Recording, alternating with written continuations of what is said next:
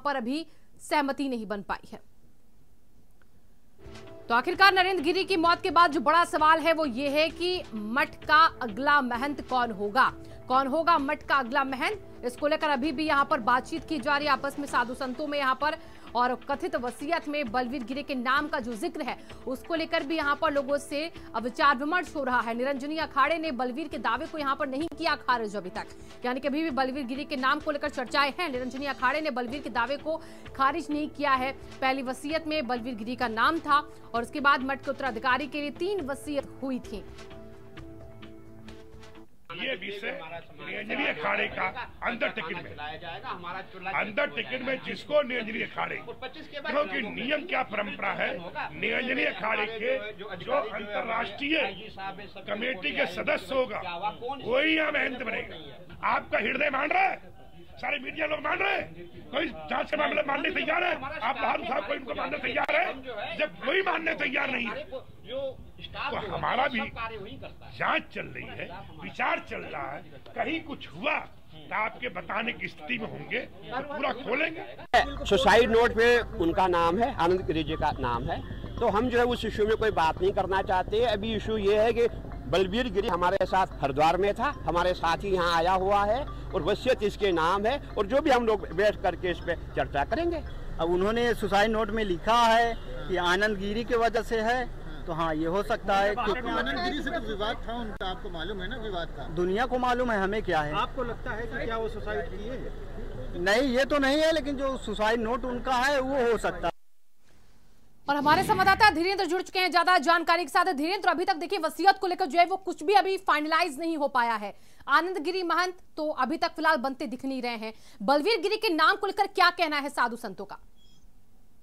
देखिए, जैसे महंत नरेंद्र गिरी की मौत की खबर साधु संतों को मिलती है, मठ बाघंबरी पहुंचते हैं, अखिल भारतीय अखाड़ा परिषद के जो संत महात्मा है वो बाघंबरी मठ आते हैं और निरंजनी अखाड़े से जुड़े साधु संत जो हैं वो भी आते हैं, और विचार विमर्श करने के बाद साफ साफ में कहा जाता है कि जब ये जो जांच चल रही है पूरे मामले में, जो कथित सुसाइड नोट है की जांच हो रही है, तो कैसे हम ये मान लें कि जो वसीयत लिखी गई है वो बलवीर गिरी की है। लेकिन इसी बीच जो महंत नरेंद्र गिरी के वकील हैं वो ऋषि कुमार द्विवेदी, उन्होंने दावा किया है कि महंत नरेंद्र गिरी ने वसीयत रजिस्टर्ड वसीयत किया, हालांकि अभी जो रजिस्टर्ड वसीयत की कॉपी है वो नहीं आ पाई है। तो जो इस समय बाघंबरी मठ की गद्दी के महंत को लेकर अब जो संतों में के दो पहाड़ हो गए हैं, कुछ संत बलवीर को गद्दी सौंपना चाहते हैं, लेकिन कुछ संत बलवीर को संदिग्ध बताते हुए ये कहते हैं कि पहले जब जांच प्रोसेस है वो पूरी हो जाए, क्योंकि जो सुसाइड नोट है जिसमें लिखा गया है कि वो महंत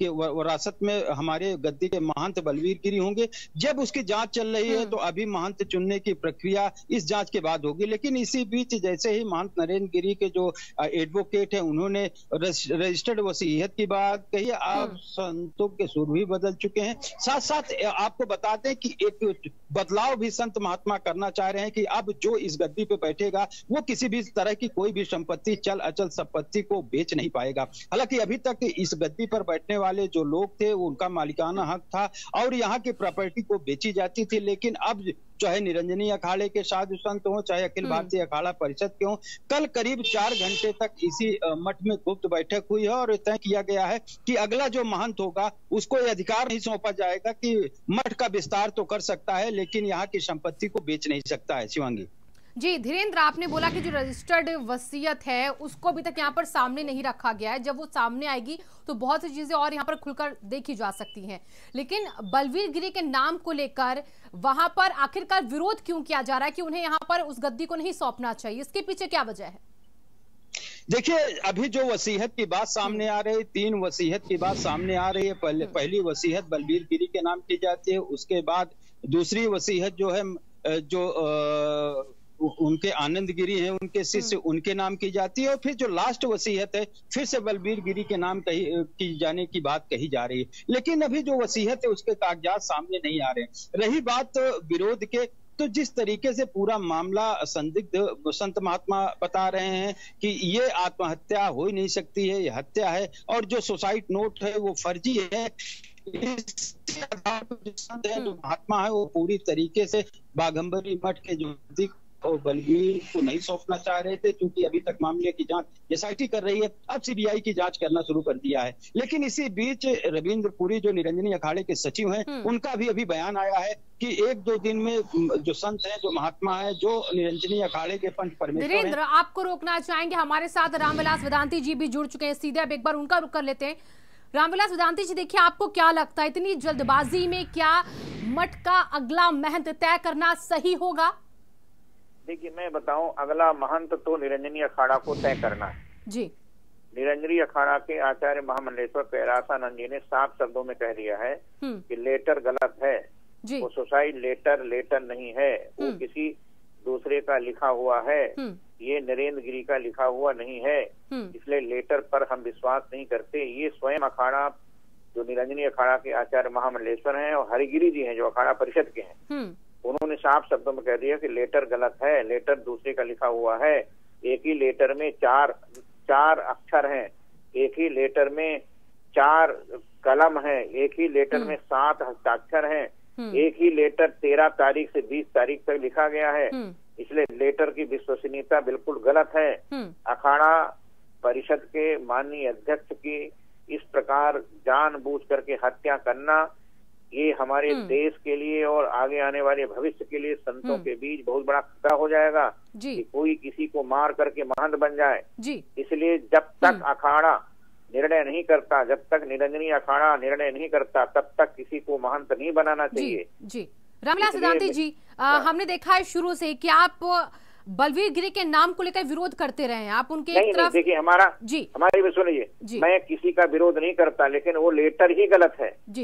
यानी कि लेटर के आधार पर रामविलास वेदांती जी, आप लेटर के आधार पर ही क्या सिर्फ बलबीर गिरी के नाम को आप सपोर्ट नहीं कर रहे हैं आज, या फिर कोई और वजह भी आपको लगती है? ऐसा है, मैं किसी के नाम का सपोर्ट नहीं करता जी। मैं निरंजनी अखाड़ा जो निर्णय करेगा मैं उसका समर्थन करता हूँ।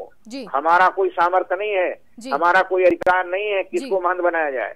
महंत बनाने का अधिकार तो निरंजनी अखाड़ा का है, और निरंजनी अखाड़ा जिसको तय करेगा हमारी स्वीकृति है, हमारी सहमति है उसमें जी।